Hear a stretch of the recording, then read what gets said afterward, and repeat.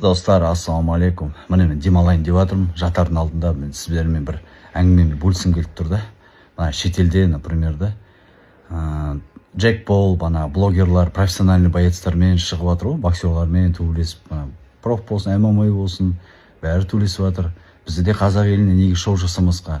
Қазақ еліне, например, мен өзім Флойд Майуэзер мен Джон Джонсты тарттырып алып, бір картта төбелесіп саламын да. Данияр Елеусінов айтты ғой, с передышки мен Еркебұлан Тоқтармен, мотиватормен төбелесіп саламын дейді да. А мен без передышки. Екеуімен без передышки жасап беремін да, шығып. А на десерт Данияр Елеусинова можно потянуть. Проблема нет. Үшеуімен төбелесіп тастаймын сонда. Без передышки. Сразу ғой, сразу. Потому что менде уақыт жоқ, достар. Менде уақыт жоқ, демалатын уақыт жоқ. Скоро біреулер айтқандай пенсияға шығарсы келеді. Әлі шығара алмай жатыр мотиваторды пенсияға. Так что солай.